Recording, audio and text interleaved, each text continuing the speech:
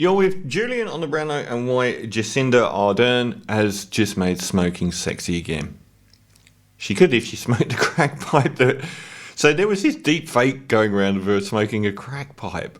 Bizarre. Anyway, they're trying to introduce legislation in New Zealand to ban smoking, and I don't like this. I do smoke, but that's not the reason.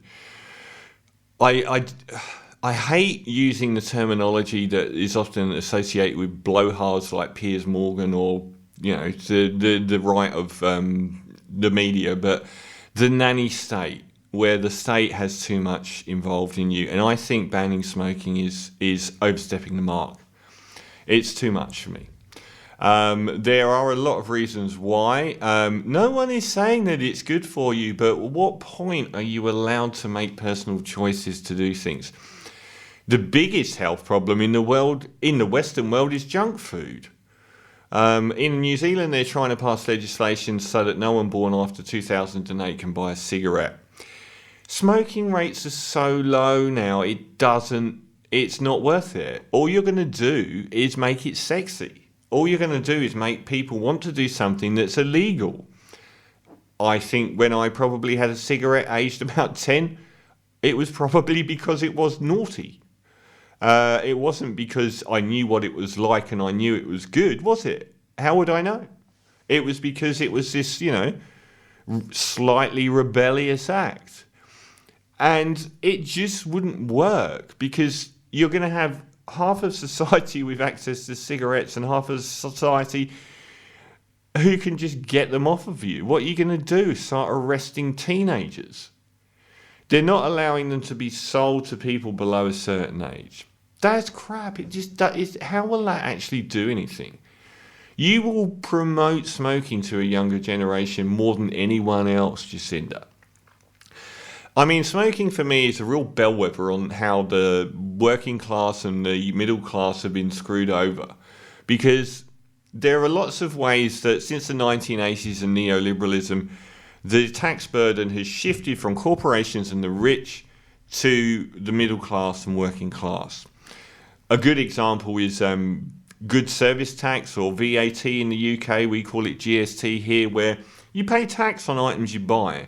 These are taxes on the poor because there's more of them. There's more of the poor and the lower middle classes than there are of rich people. As the famous analogy goes, a rich person buys the same amount of jeans and cups of coffee as a poor person, but there are 100 times the number of poor people. So if you put a tax on those things, it is disproportionately affecting the poorer part of society and lifting the burden on the wealthier side. No more is that self-evident than the unbelievably high taxes on smoking, which is it's been the easiest goal for governments to score because they just perpetually say that they're doing it for public health. And making things that poor people buy more expensive isn't really that, I don't think, because they've continued to smoke. They've just had less money. So that has always been a massive problem for me. They've used it as a cash cow because they can hammer smokers and no one cares. But the majority of people buying cigarettes are in that lower socio-economic group. So they end up paying more of their money into taxes. So you might say, well, it's a good thing that they're banning it. But that's not what will happen.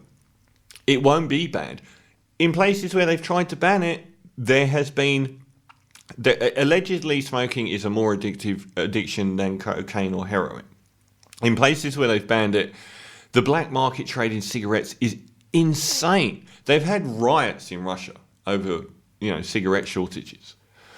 This isn't going to stop people smoking. It's going to make people start. Because if I saw everyone smoking when I was a kid and, it was boring, I probably wouldn't have started. But telling every teenager growing up in this, we've got now the most anxious teenagers in world history.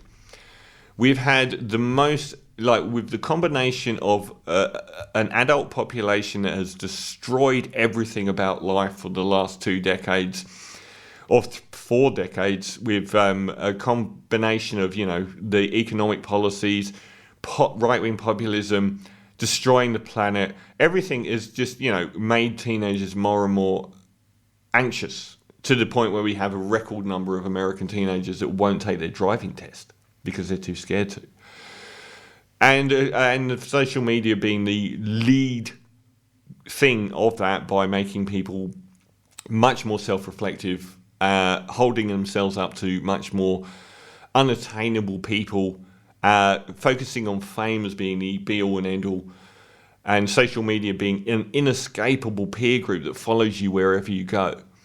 So we've got these really anxious people that we're going to start banning smoking. I don't know if you know this, but people smoke because they're anxious, because it calms them down. But beyond all of that, I think enough people have stopped smoking that you don't need to make it a rule.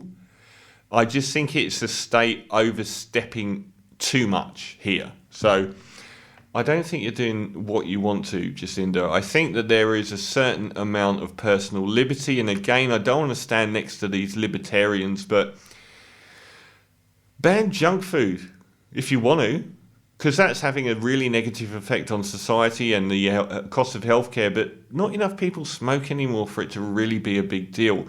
What you are doing is stopping things that are problematic on the basis of people that have zero tolerance. You ask, there are some people that say that the tolerance level for alcohol, I remember this UK doctor saying that you should share a 200 milliliter glass of wine a night with 3 people.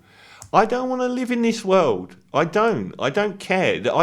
I eat well. I cook all my own meals. I don't buy junk food. I don't use, home delivery food. I do some bits, but I just don't want the state getting into my knickers like that. Thank you.